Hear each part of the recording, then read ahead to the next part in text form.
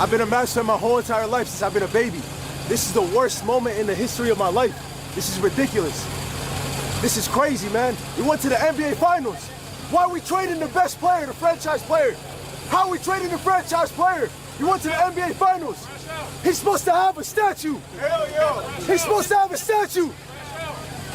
Dirk got a statue right there. It's supposed to be Luka right there. Why we don't got a statue for Luka? This new management is putting profit over fans. Profit over fans. Feel me? They're not worried about the fans. They don't care that we've invested 7 years of it believing in Luka, believing in building a team around Luka. They don't care about that. They just want to make their gambling money, make a couple $100 million, and leave us stuck out here. You know, now we're back to square one. We're back to square zero. You feel me? It's ridiculous. Luka filled that stadium. Who gonna fill it now? Who gonna fill that stadium now? It's every year. This is Austin Reaves. Every year. And I don't want to make videos like this. I don't. I know I have to. I know I'm critical of Austin Reaves, but he wants $40 million, even $30 million. He wasn't even a $15 million player last night. Rui has been better in the 3 games Reaves has played than Austin Reaves. I'd rather give Rui $30 million than give Reaves this. You know, like, again, he's a Laker. I don't want to have to come on and criticize him and talk about how cheeks he is and all this stuff. I don't. I'm a rolling stone. You cannot overpay for players. And the standard in LA isn't the regular season, where Austin Reaves' numbers are pretty darn good. Let's go to his last 3 postseasons. The Lakers are 3-13. He averages 17 a game. He shoots 28% from three-point, and he's a disaster plus minus. Oh, yeah, he is a defensive liability. Both his body and his body of work are not good.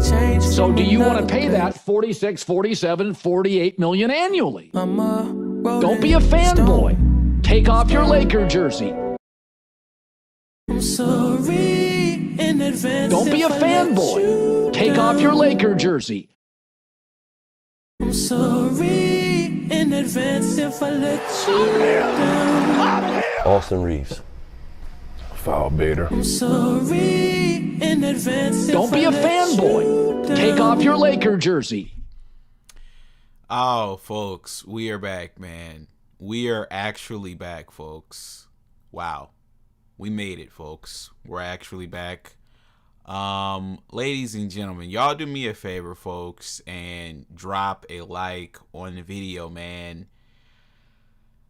The Mayonnaise Media, folks, these dudes they're chimping out, folks. They're definitely chimping out. I'm a rolling stone. Folks, the Mayonnaise Media, they know they have about 2 weeks to chimp out, folks, and do all that they can for Aston. So I woke up today, folks. I mean, these dudes were at it early, folks, with their nonsense, okay? I mean, these boys were up at 9:30 a.m. pushing lies, spreading propaganda. And I'm going to say it again. The Mayonnaise Media pushes propaganda for the sorry saltines, okay?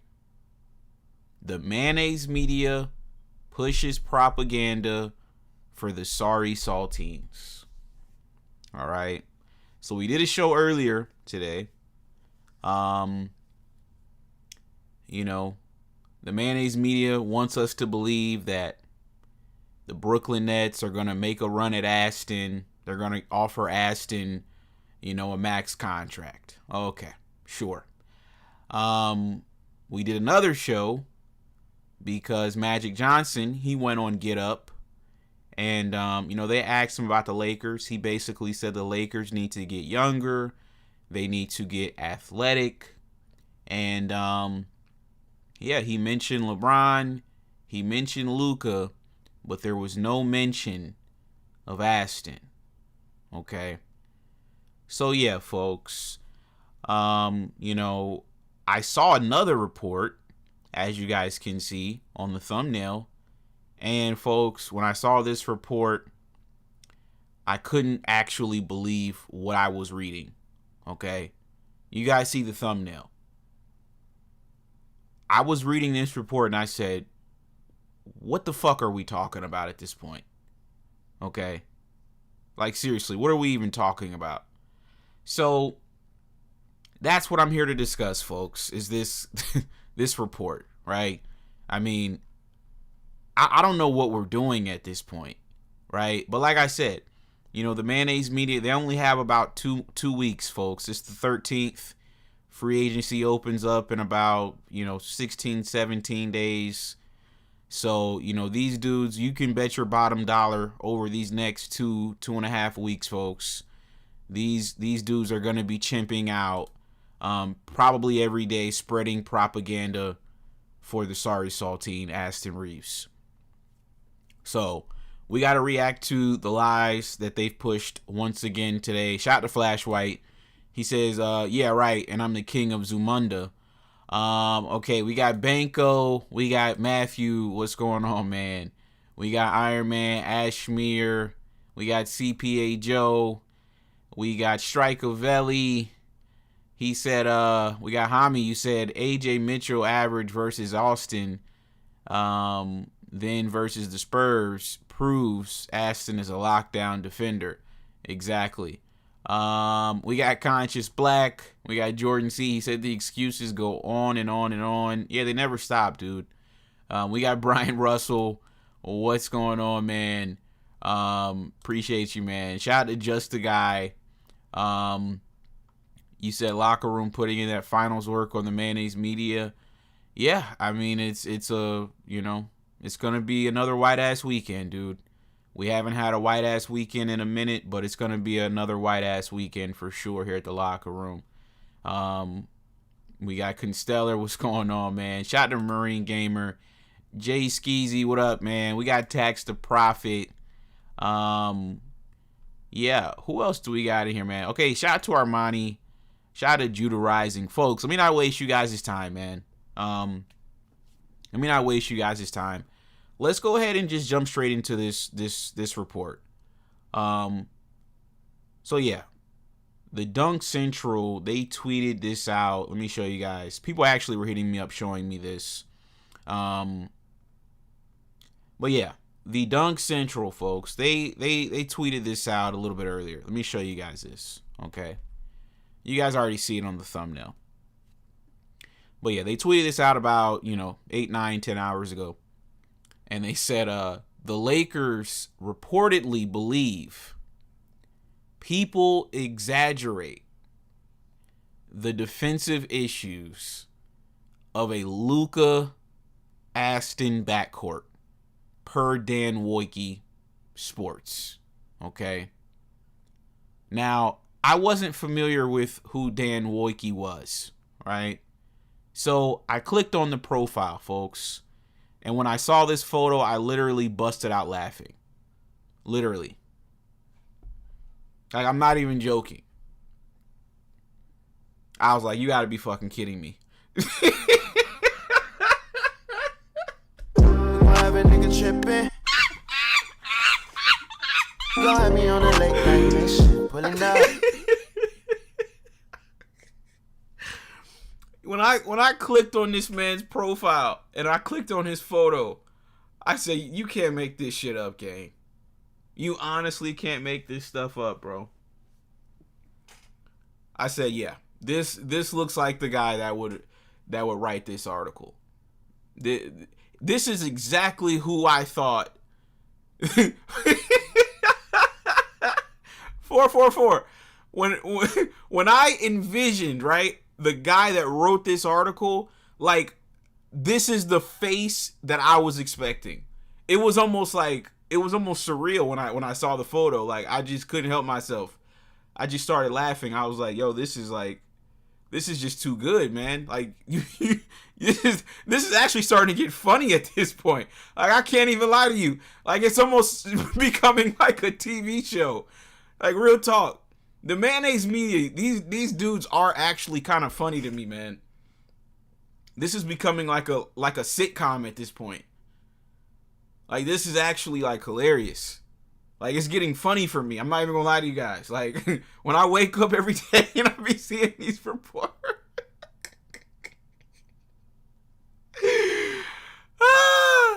when I wake up every day and I see these reports, bruh, it started to get comical.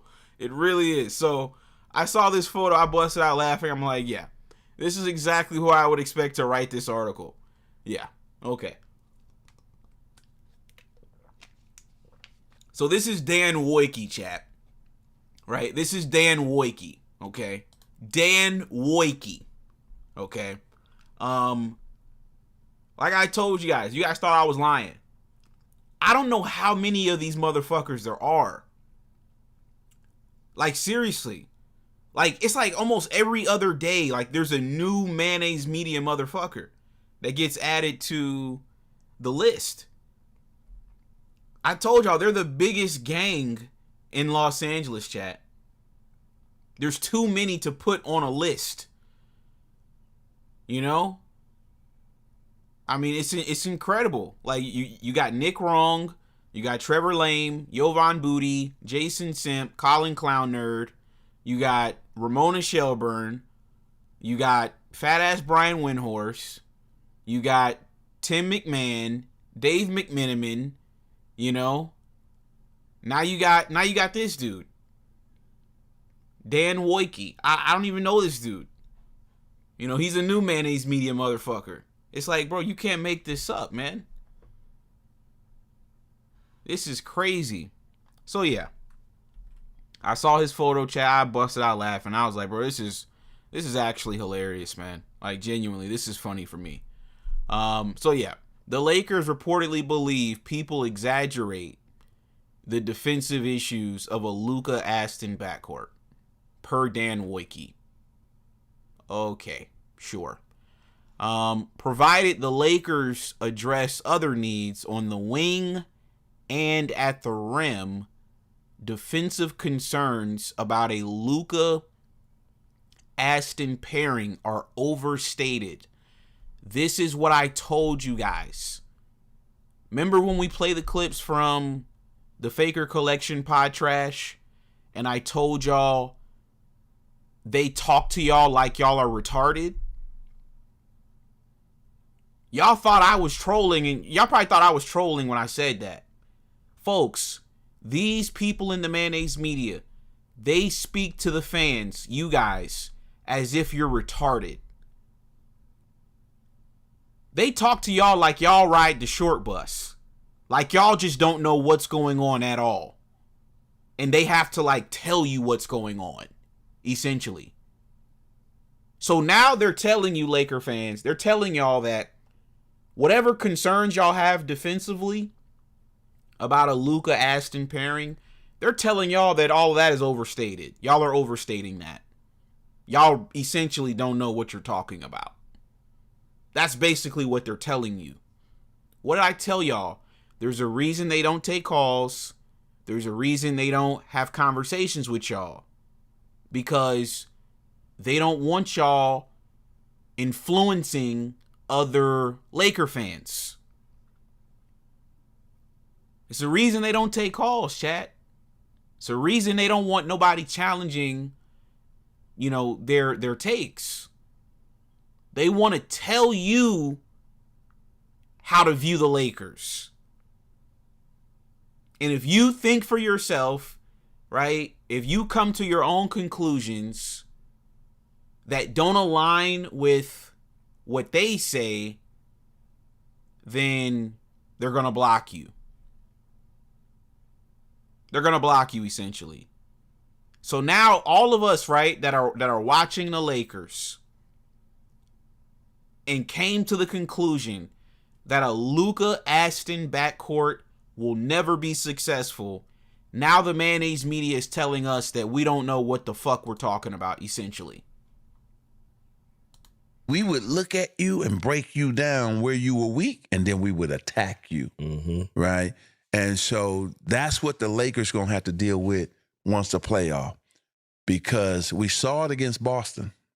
Boston looked up and said, okay, I'm going to put Luka in the pick and roll. Every time. Yeah. And then Tatum had him saying, uh-oh, you on me? Yeah. Okay. Yeah. I'm going to just go by past you or pull up for my jump shot, because he knew he could just beat him off the dribble.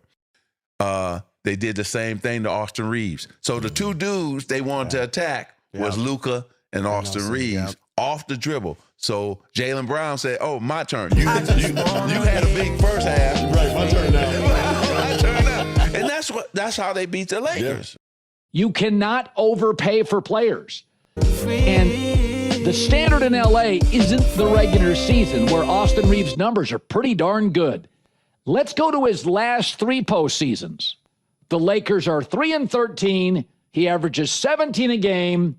He shoots 28% from three-point, and he's a disaster plus minus. Oh, yeah, he is a defensive liability. Both his body and his body of work are not good. So do you want to pay that 46, 47, 48 million annually? Don't be a fanboy. Take off your Laker jersey. Don't be a fanboy. Take off your Laker jersey. We got Jay Skeezy. He said, like, none of us played basketball before. That's how they treat us that really know basketball. They speak to you guys as if you're retarded. And you're not able to accurately analyze the Lakers. That's how they talk to y'all. So now, chat, here's their new strategy 2 weeks before free agency opens up. Now they're telling us that we don't know what we're watching. That's what they're telling us now. Yeah, all of us that have concerns about a Luka and Aston backcourt, now they're saying that all of that is overstated and overblown. You see how, do you guys see the lengths they'll go to protect the whites? Do you guys see the lengths they'll go? They never did this for D'Lo. They never did this for Darvin Ham. They never did this for Anthony Davis, LeBron, Rui, Marcus Smart. None of the black players ever got this much leeway on the Lakers. If you're black, it's either you perform or you don't. We either win or you got to go. But when you're white, you can get year after year after year after year. Oh, the defensive concerns are overstated. Another year. Oh, well, he was hurt. Another year. Oh, but a big toe injury. Another year. Oh, but he didn't have Luka. Another year. Oh, but whatever. There is always an excuse. They always need more time. The fans, now they don't know what they're talking about. Oh, come on. A Luka Aston backcourt. Come on. What are we? That's overstated. That's overblown. Yeah, the fans don't know what they're talking about. That's overblown. It's overstated. Come on. You see their plus minus in the regular season? This is insane, man. Shout out to A-Hall with the $10 super chat. Shout out to you, man. Where are my scamming ass niggas? Don't be a fanboy. Take off your Laker jersey. Spending that money fast. 20, 50s, 100 cash. Austin Reaves. Foul baiter. We got A-Hall. You said Aston is clenched cheeks. He always gets tight during the big games. His playoff plus minus in 22 was plus 54. 23, it was minus 34. 24, it was minus 9. 25, it was minus 37. And 26, it was minus 61. A bench player who Anthony Davis protected. Incredible. We got CPA Joe with the $2. Foul baiter.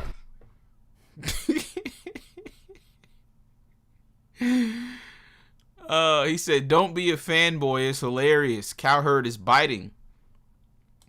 We got GD. Shout out to GD with the $5 super chat. Where are my scamming ass niggas? Don't be a fanboy. Take off your Laker jersey. Spending that money fast. 20, 50s, 100 cash.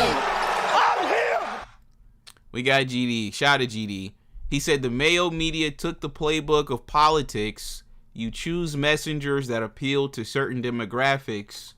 No brown shades used. That's crazy. We got Ty. He said disgusting work. They are doing everything in the white KKK powers to get Bubbles paid. It's nasty. Yeah, Ty, it's only going to get nastier. Okay, we got about 2 weeks till free agency. It's only going to get nastier, gang. This is just the tip of the iceberg. So, chat, let me get the phone lines open, man. What are you guys' thoughts on this, man?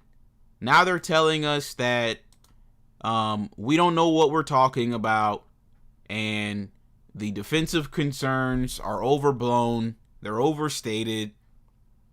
Aston and Luka can defend. I can't even say that with a straight face. Chat, they try to tell us Aston and Luka. Oh my God.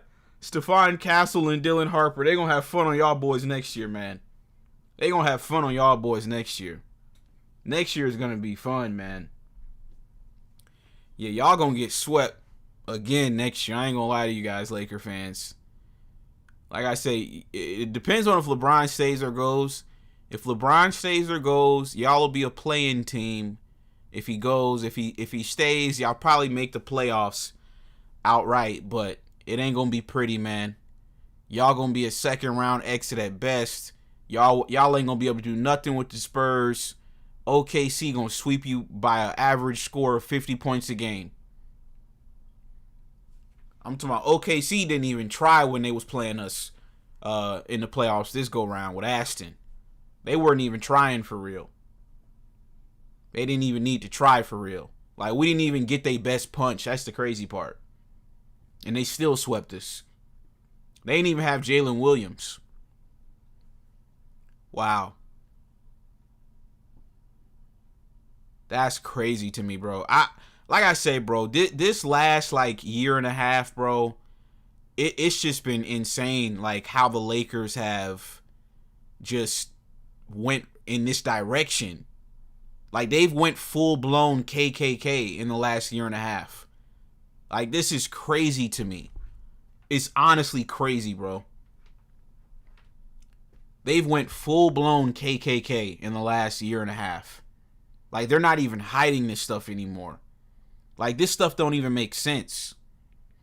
Now you want us to... How come they didn't say the defensive... I ain't even gonna go there. Forget it. Because I was about to say, how come they didn't do this for D'Lo or for anybody else, you know? They never did this for anybody else. But now, all of a sudden, for Reaves and Luka, oh, no, the defense isn't bad, you know? What you guys are saying, you guys are overstating it. They can actually play defense. What are we talking about? Let me play you another video, chat. So, Aston, his biggest fanboy in the media, he did a pod trash today with some other clown. And the title of the video is Why the Lakers Have to Pay Reaves. So, chat, now we have to pay him. I told y'all, over the next 2 weeks, expect this content to get very disgusting. Here we go. Reaves conversation, and I'm sure you saw the article this morning from Dan Wyke. Mm-hmm. Anything surprise you there in regards to some of those reports? Anything surprise you? Maybe it's the Pistons and the Hawks may have interest, or Brooklyn saying, hey, we would offer Austin Reaves the max. Anything come out of that article that surprises you at all? Not really, to be completely honest. I've been saying on my show that I expect Austin to get a max level offer from another team, and I expect, like, right now my current prediction is him and the Lakers sign something like a 5-year, $200 million deal, where right now that average annual value for him signing the max with a Brooklyn or a Detroit or an Atlanta, if it's a sign and trade, whatever, is about $44 million. So this would be less than that, but the carrot that the Lakers would be dangling would be that extra year. So I know there's a segment of fans that don't want to hear that. I know there's a segment of fans that love hearing that and are like, we want Austin back. But I think the number was always going to be a little higher than some people could stomach, I guess. So you're in front. You're talking to Laker fans all day, and many different platforms. I would tell you, for me, I probably what I sense, I would say easily 75% are probably not comfortable with handing Austin Reaves $200 million.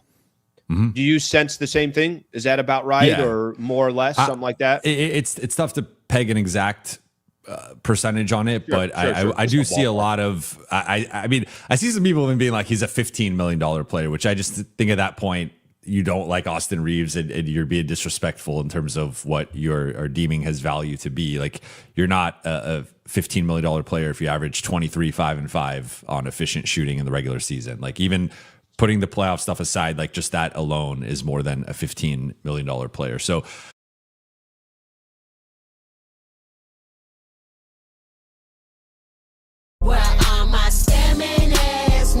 don't be a fanboy. Take off your Laker jersey. Chad, he said if you put the playoffs to the side. Didn't we listen to Magic Johnson this morning on Get Up? They asked Magic Johnson about the Lakers. First thing Magic brought up was the playoffs. And then we get on YouTube, and we got the fucking YouTubers talking about put the playoffs to the side. Why would we put the playoffs to the side when the whole goal is to win the championship? That's crazy. So now we got to put the playoffs to the side because, that's where he looks bad, is in the playoffs. So, yeah, let's put that to the side and let's talk about these meaningless regular season games that don't count.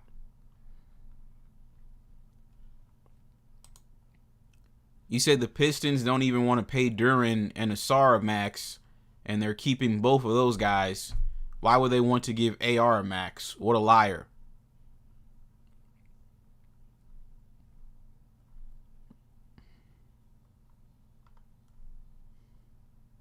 He said put the playoff stuff aside equals getting cooked. He said this dude is working overtime, glazing Ashton.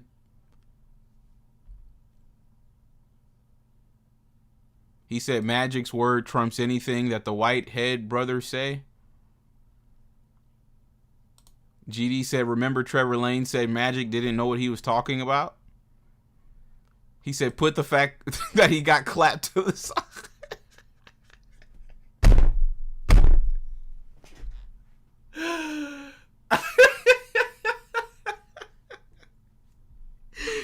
They want us to forget, chat. They want us to sweep that ass whooping under the rug. That's crazy.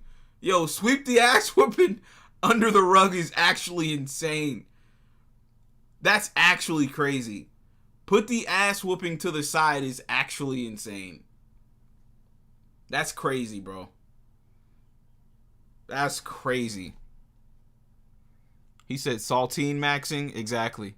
He said saltine maxing.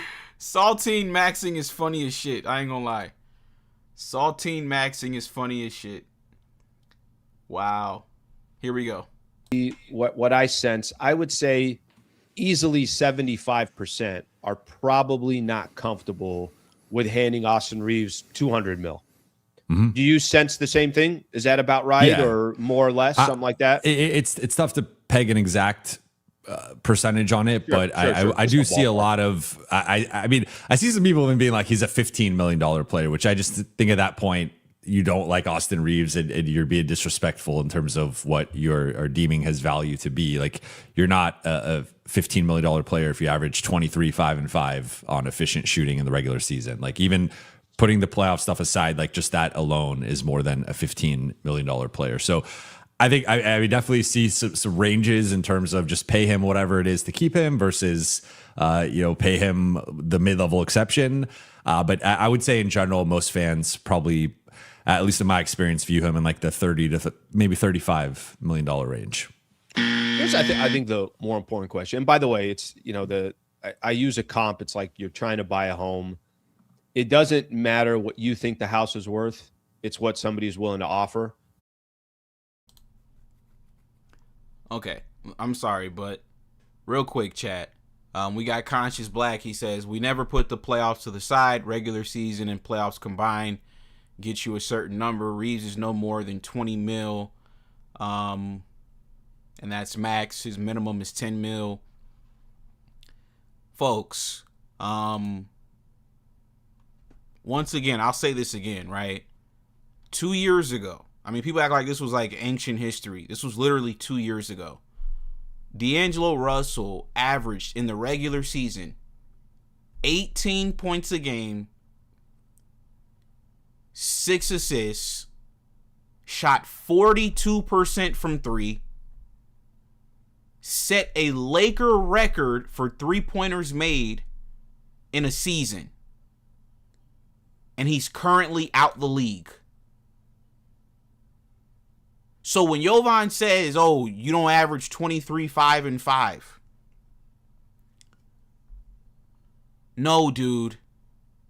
There are plenty of guys that have had, 20 point per game seasons that aren't getting $40 million a year. Like, that happens all the time, especially when you use context and you realize that the dude is a playoff dropper, just like D'Lo was. That's why we got rid of D'Lo. Because, okay, let's think about this logically, right? Why did we get rid of D'Lo? Because he's essentially the same player as Austin Reaves. Decent in the regular season. Matter of fact, where's my graphic, man? Where's my Aston cycle? Give me 1 second, chat. Yeah. We're now in phase 3. I forgot to update the graphic, chat, because we're now in phase 3. But the reason why we got rid of D'Lo is because of the same shit. D'Lo would have a decent regular season, which was phase 1. We would move into phase 2, and he would get his cheeks clapped in the playoffs. That's why we got rid of D'Lo. He wasn't a playoff riser. He was a playoff dropper. So we all said, nah, he doesn't really play defense. And he's not a playoff riser. So he's got to go. But with Aston, they only want us to focus on the regular season. But we didn't do that with D'Lo. With D'Lo, we included the regular season and the playoffs. But now with Aston, all we're including is just the regular season. You see how, this is what I'm trying to tell y'all, bro. Y'all think because these niggas ain't up here calling you a nigger with a hard ER that they're not racist. All you have to do to determine if these people are racist or not is pay attention to how they cover these players. The white players, they get every excuse in the book. They get all the years in the world to prove what they can do. The black players, it's no excuses. You better win, and if you don't, we're going to trade you.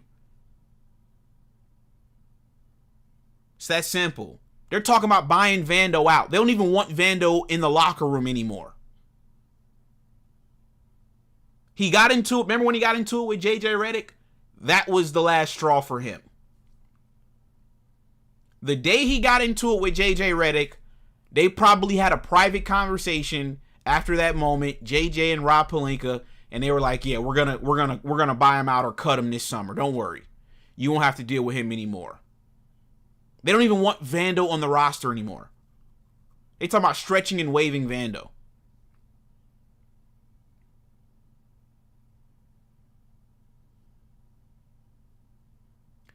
This is how they treat you when you're black versus when you're white. All of these people in the mayonnaise media. This is why I go at them every single day. Fuck them. They're all racist. See, me, I keep it fair. When Darvin Ham was thinking to join up, we was on his ass. When D-Lo was thinking to join up, we was on his ass. When Reaves was thinking to join up, we was on his ass. I don't discriminate. Ass is ass. Where's my ass chart? Where's my ass chart? Folks, I created the NBA ass chart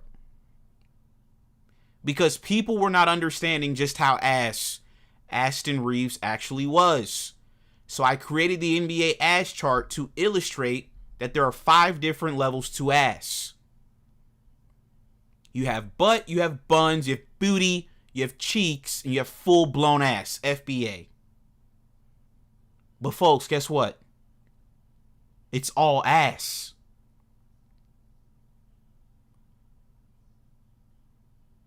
It's all ass at the end of the day, folks. Exactly. Ass is ass. See, and then they'll come to my platform and then they'll say, oh, you know, you're racist. No, I'm the one that calls out the racism. How the hell y'all flipping it on me when I'm the one that's fair? They're the racist ones. I'm the one that's fair. I don't give a shit what color you are. If you're ass, you're ass. Ass is ass.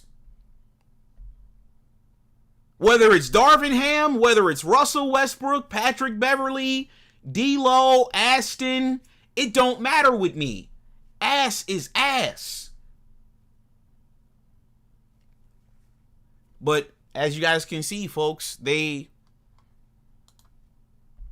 don't keep the same they don't keep the same energy.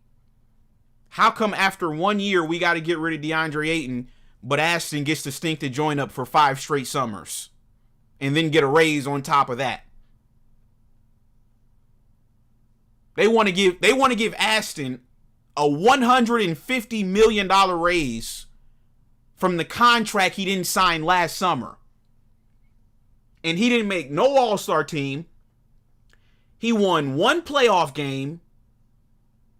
He didn't make no All-NBA team. He didn't win no championship. He didn't do nothing.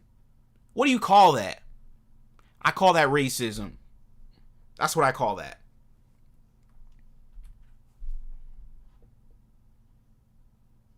So if the Brooklyn Nets think that he's worth almost 180, then you're right. I think you are going to land north of 200 million for Austin Reaves, and that is probably the way that you get him. I'll ask you this. Let's just assume, because I think most of us think Reaves is going to sign a long-term contract with the Lakers. How do they build after? Like, paint me a picture of, not only do you have Reaves, not only do you have LeBron, I'm sorry, not only do you have Reaves, not only do you have Luka. Obviously, we'll see on LeBron, and he comes back. Well, nobody's really expecting him to be here for 3 more years or something along those lines.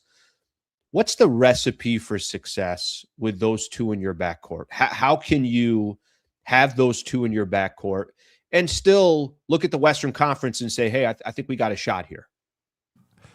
So if we're trying to be optimistic here, right, and build the best version of what this looks like, I mean, this past season, for example, with Luka and Austin on the floor, and this is not standardizing for whether LeBron was out there or not. This is just all the Luka and Austin minutes together.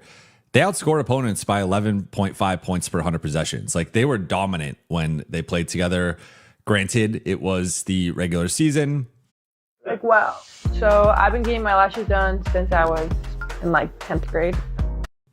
We also saw that April 2nd game in OKC. I think that was a sobering reminder of, like, the Lakers might be able to beat, I mean, New York might end up winning the championship right now, but like at the time it was like, okay, they could beat New York, they could beat Minnesota, they could beat Denver, but can they beat the OKCs, the San Antonios, like the top of the top? And that is still an open-ended question, at least in the West.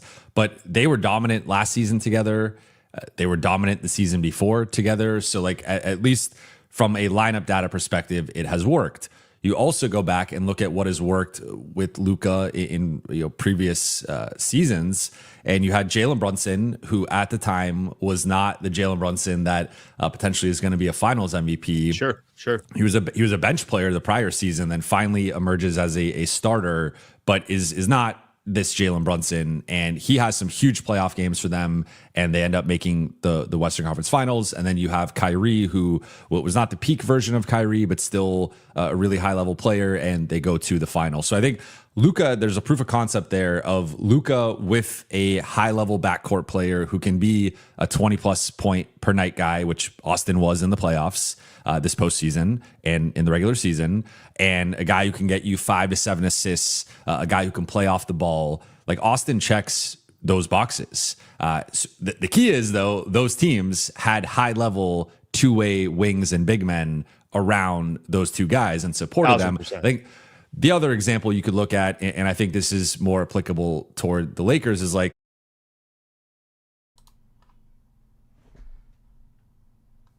we got Hands of Stone. He says, I like Vando. JJ Stupid doesn't know how to use him and get the best out of him. He can't coach. Folks, so once again, they're going back to the same old tired old talking point, right? Of, oh, well, if you look at Luka, when he played with Jalen Brunson 4 years ago, they did what? What'd they do, chat? Help remind me what they did. Oh, that's right. They got clapped. Oh, but if you remember when Luka was with Kyrie 3 years ago, oh yeah, what happened, Jovan? Oh, that's right. They got clapped. They got their cheeks clapped.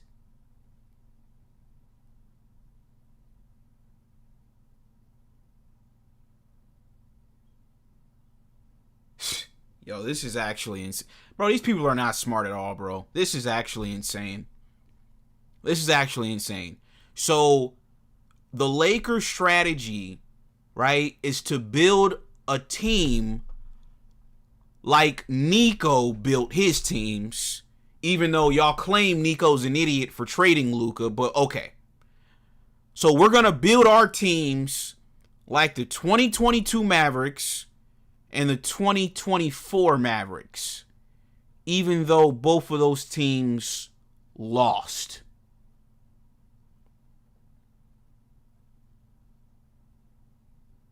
So the Los Angeles Lakers, one of the marquee franchises in the NBA, a team with 17 championships, now we're following behind the Dallas Mavericks, who have one title. And we're trying to build our team like how they built their team in years that they didn't even win a title. And that's your genius plan.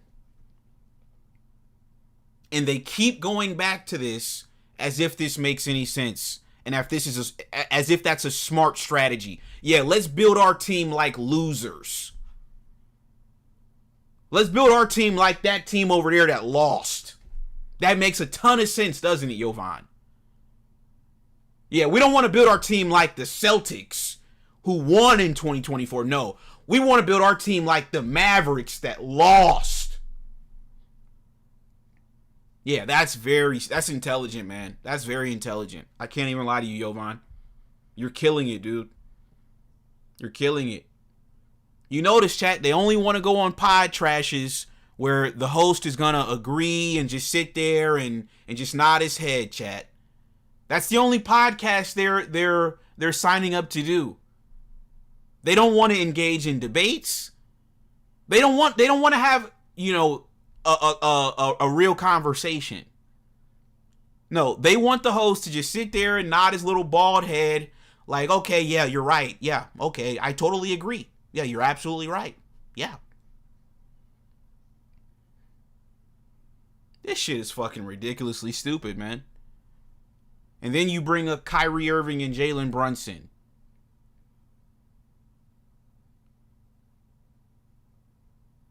Jalen Brunson is the number one option for the New York Knicks. You think Aston Jovan could go to New York, Gotham City, the center of the modern world, and lead that team to a title? You think Aston could do that? You think Aston could do what Kyrie Irving did in 2016 and hit the biggest shot in NBA Finals history? You think Aston could do that? You think he could go be a 1B to LeBron James in 2016 and they could go beat the greatest team of all time, the 73-9 Warriors? Because that's who Kyrie Irving is. So you think Aston can do that? You think he's on that level? You're a fucking clown.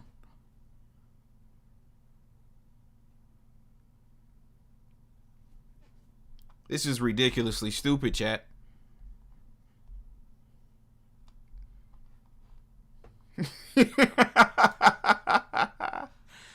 This is ridiculously stupid. Like, this doesn't even make any sense.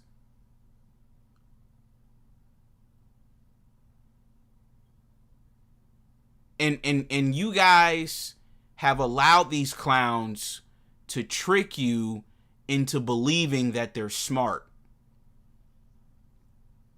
These dudes are dumb.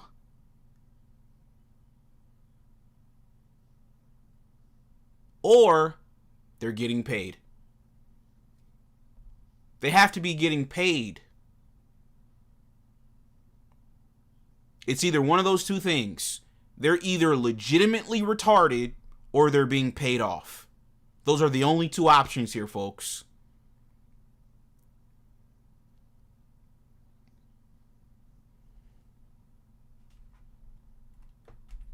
Incredible stuff, man. This is incredible.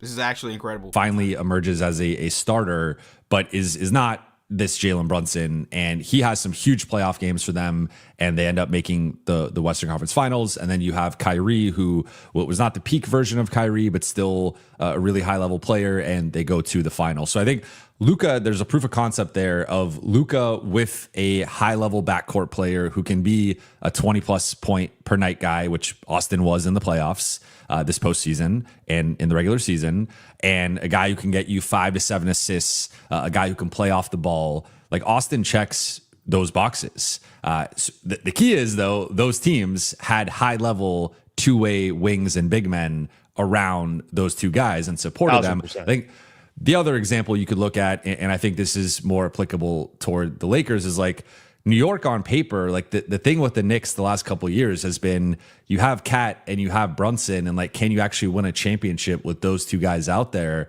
defensively? And to Towns' credit, he's improved a lot, and you give him a lot of credit for his defensive success over the last season or so. But Brunson's still 6 foot. Brunson's still a guy that you can attack in the pick and roll, you can target. And what they've done is they've supplemented those guys with high motor. Like, the rest of the supporting cast is all high motor guys who can at least defend at an average level, if not above. Hart and Anunoby, Bridges, then off the bench, like Shamit has become a solid defender. Jose Alvarado, Deuce McBride, Mitchell Robinson. So it's like, I will say, like, there's a narrow pathway here to doing it with Luka and Austin. It basically means everybody else has to have a certain amount of athleticism, motor, and defense. And right now, the Lakers don't have that. So it does change how you build the rest of the roster. But I think if you look at what New York has been able to do, and they have 4 guys making 33+ million. So the Lakers having potentially just Austin and Luka making 33+ million, like, you can still build a competent roster with that, those salaries. They have 4 guys doing that. So look at New York, look at Dallas, and I think those are the 2 roster blueprints for LA to try to emulate. Yeah, I think it's a good point, because basically you got to, if it's not perfect, you got to be pretty damn close to perfect of what you put around those 2 players. And I think that the Knicks have kind of this perfect. I mean, listen, I can make an argument OG Anunoby has been as good as anybody in the finals. Obviously you have all these other guys that have had their moments, but outside of Karl Anthony Towns and Jalen Brunson, they got vets. They got, obviously guys that understand their role, some players that can drop 30 even in their role.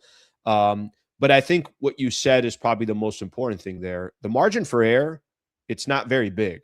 And so I think that's probably the hesitation that people have. It just kind of comes back to, well, what's that going to look like when you build out the rest of your roster? Let me play out a scenario and you tell me what you think happens here. Let's say Carlos, Total Wireless here. We want to do an ad with you. Me? Why? Because you're streaming 3 games at the same time. La Quiniela. Good thing I have Total Wireless. If anyone puts Total to the test, that's you. Real life needs real unlimited. Unlimited premium 5G and a Samsung Galaxy phone on us. Total Wireless. Yo, these double ads are that's crazy. Double ad is crazy. I'm not gonna lie to you. Okay, sure. Say Reaves comes back, signs a $200 million contract. Let's say a year from now we're sitting here and they're just, the indications aren't there. It almost feels like the Lakers are going backwards. It's San Antonio's still in the mix. Thunder is still in the mix. And then you could kind of lob in a couple, maybe Minnesota made a move. Maybe Denver got a little bit better. What do you think they do in 1 or 2 years if you don't feel like this Reaves and Luka thing is what you were hoping for? You trade him.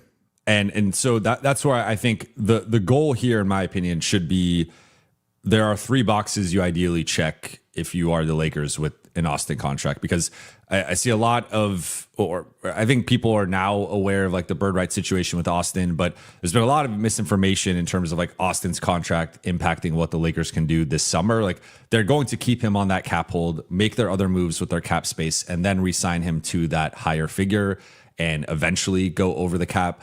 So whether they sign Austin to his cap hold's 20.9, so they could keep him on that 20.9. Like as long as they're signing him to $1 above that, that's going to be going like above the cap and not have anything to do with the Lakers cap space situation.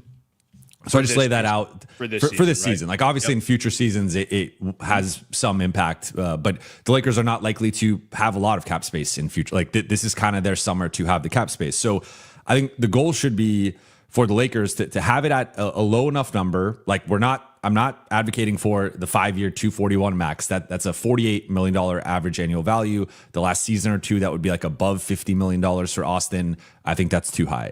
So not that high, but a number where the Lakers still have a certain amount of flexibility. That's one thing. Second would be a number that like Austin's comfortable and happy with and feels respected and feels like he's part of LA's future.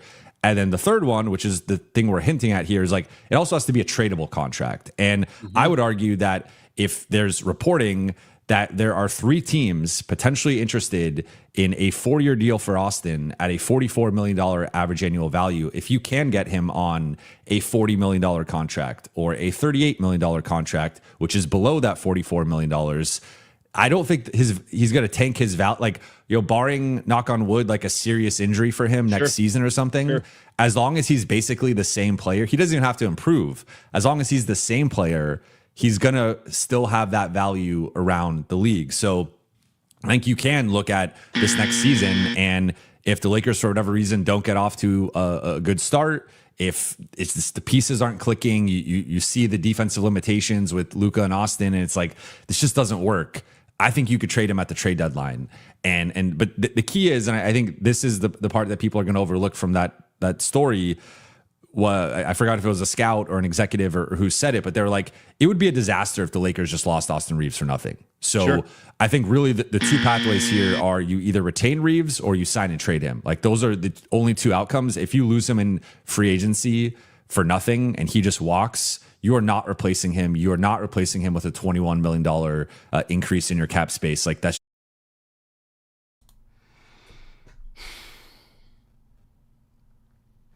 Shout out to Dakin Cast with a $2 super chat. Appreciate you, man. You said, how was Aston high motor? He doesn't have an engine. Incredible. Shout out to Anthony. Where are my scamming ass niggas at? Don't be a fanboy. Take off your Laker jersey. Spending that money fast, 20, 50s, 100s cash. Austin Reaves. Foul baiter. Shout out to Anthony. He said Towns was a number 1 pick. Why are these clowns comparing him to Reaves? I have no clue. I have no clue. So, chat, he just said it again. We can't lose Aston for nothing. He's still pushing this narrative. You're not replacing Aston. We already have his replacement, and he's willing to take $10 million a year. You notice that they ain't mentioning that, chat, right? We already have Aston's replacement, chat. He's already here. And he'll take $10 million a year, and he'll be happy. And he'll take a bench role. What are they talking about? We can't replace him. He's just a little white boy. Y'all talking like this nigga Kobe or something. Like he LeBron. Like if he walk out the door, we're just like gonna be like, oh my God, like what are we gonna do? He ain't shit but a little white boy.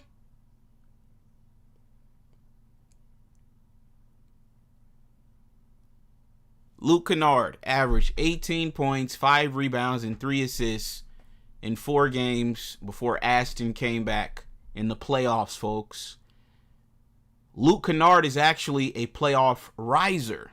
He actually got better in the playoffs without Aston. Niggas talking about we can't replace Aston with $20 million. Yes, the fuck we can. Yes, the fuck we can, nigga. We already saw it.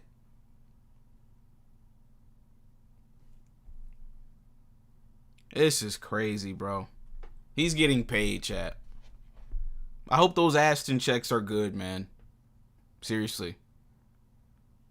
I'm telling y'all, if y'all see Jovan Buha in a new car, in a new apartment, in a new house somewhere after Aston signs his deal, you already know what happened, chat. He got his commission check. This is crazy. This is crazy. You said give the same green light Aston have on guys with high ceiling. There's a reason teams go for guys with high projectability. Now Lakers settling with this unathletic slow white boy. Like, it would be a disaster if the Lakers just lost Austin Reaves for nothing. So Sure. I think really the 2 pathways here are you either retain Reaves or you sign and trade him. Like, those are the only 2 outcomes. If you lose him in free agency for nothing and he just walks, you are not replacing him. You are not replacing him with a $21 million increase in your cap space. Like, that's just not happening. And none of the free agents out there are as good as Austin. So I think the key for the Lakers is, like, can you get that number low enough to where it's still tradable? And I would argue if it's lower than what 3 teams are potentially willing to sign him to now, that should be a tradable contract within 12 months. It's hard for a contract or a player to lose that value. And if anything, like I think at least in the regular season, Austin's going to be putting up very similar numbers to last year. I think that's such a, by the way, the Western Conference executive, you can't let a talent like that walk. That would be a disaster. So that's a quote that you're referring to. And I think hopefully that gives context to a lot of Laker fans as well of here's the value of keeping him, And I think, Jovan, it's a great point. If you got 3 teams that are willing to offer in that, let's say 160 to 175 range, whatever that offer is, right? And I know that we just mentioned Brooklyn as being one of those teams. Well, then do those teams all of a sudden not have interest a year from now? Maybe they've moved on. Maybe they're how they're building their roster is completely different. Maybe they gave that money to somebody else. But I think that's to me is the most important point is them signing Austin Reaves doesn't mean that Austin Reaves has to be a Laker for 5 more additional years. It doesn't mean that Austin Reaves is going to be with the Lakers and him and Luka are guaranteed to work. And if it's not working, then you could try to find pieces. I think that's the biggest issue that people have with the Austin Reaves Luka. Jovan, if I told you have Luka Doncic on your basketball roster and you could now go out there and you pick any type of player, not a name, but any type of player that you want with Luka, you might say, hey, I'm looking for this kind of center, Or I'm looking for this type of 3-and-D player that I think would fit perfect with him. Or even if it's a shooting guard, that's fine. But stylistically, what does that player bring to the table? I think the difficult thing for a lot of people to swallow is thinking that Reaves is the perfect fit with Luka and vice versa. And I think that's obviously a fair argument. I don't think too many people argue that, but you still got to keep the asset and figure out what you do from there. Most men over 45 don't know their boots are the reason their back hurts. But Movara is. I agree. And that's been something that I've been saying for a year now after last season, because the Austin conversation started to pop up in terms of what's his value and coming off of the Minnesota series. Obviously, that was a very disappointing series for him. But I think the key here is just asset management and retaining the asset. And again, I would be shocked if Austin is, maybe the value drops a little bit, but I think it would be shocking if it dropped to the degree that you cannot trade that as soon as this trade deadline or next summer, if it came to that. So I mean, I know some people don't want to hear this, and I see what people are saying in the chat, and some people are mad about Austin's projected salary. I think what I like to say sometimes, I try to ignore the chat for a little while. I love the chat. I love the chat. The chat is great. The thing with me, while the chat is going, it will like throw me into all these curveballs. I'm like, all right, let me just focus on Jovan at the moment. But tell me what you were saying there. So I get that. I mean, you mentioned it. Like, people are going to be uncomfortable with this number, but I think it just, to me, it comes back to asset management, and you just don't want to lose this asset for nothing. And it also, to me, is like, what are the Lakers going to do? Like, we can sit here, we can talk about it, we can report on things, we can analyze things, but I also think we have to base this in like what the Lakers are going to do. And the Lakers have been telegraphing for years how high they are on Austin Reaves. Like, I've gone through the list of, they didn't want to trade him for Zach LaVine and Trae Young and DeJounte Murray and Kyrie Irving. And like, there's been all these all-star level guards that have been available out there that part of the cost was going to be putting Austin Reaves in the deal, and the Lakers said no. And they offered him the extension the second they could, and it was below market value. But like, they have telegraphed for years how highly they think of Austin. So regardless of if we think it's a mistake or not, I think we do have to base the conversation in they're going to re-sign him. It's just a matter of what that number is going to be. Thank you for watching the clip, and hopefully you're enjoying the content on the channel. Shout out to Brad Wall. Shut your bitch ass up.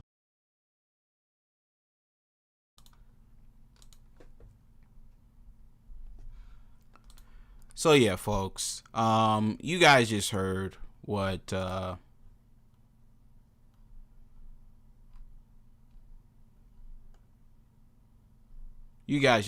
clowns had to say. About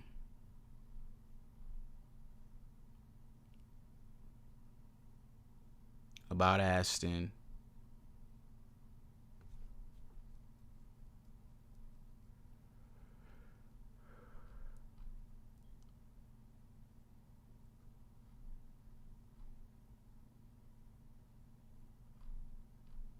So yeah, man. Phone lines are open, folks. They're capping, saying the Nets want him. I'm not seeing anybody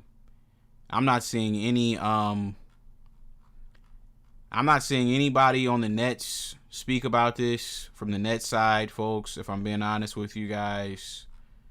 I think this is all cap, folks. I think this is all cap. I'm trying to see if anybody on the Nets is talking about this. Okay. Yeah, let me see. Let me play this video. Let me play this video from the Mayonnaise Media, from the Brooklyn Nets side. Let's see what they have to say about what's going on.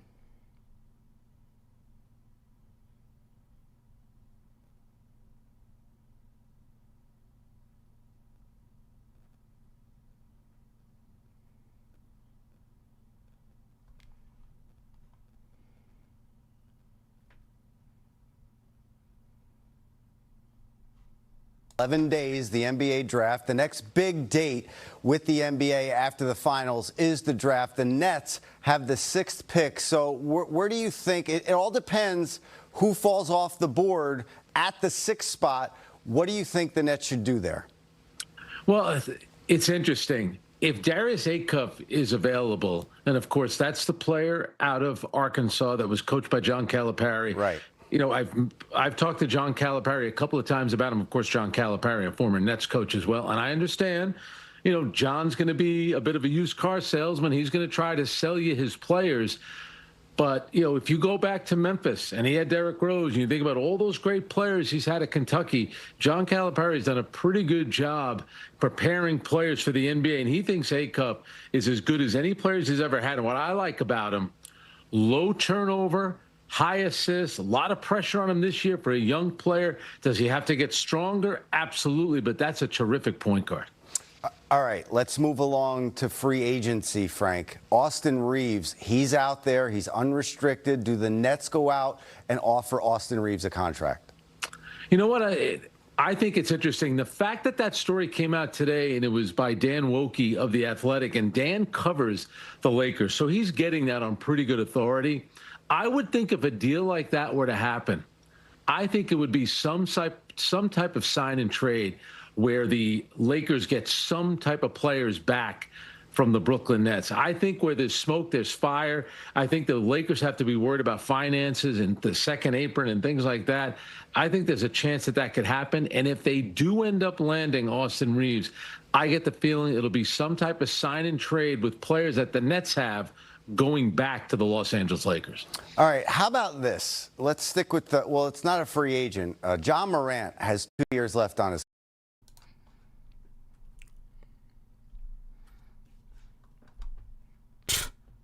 That's crazy. A signing trade is crazy, folks. I mean, that's just insane.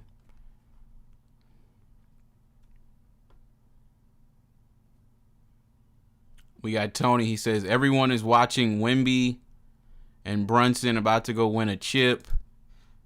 What team in their right mind going to tell the fan base they're about to hand Aston $200 million?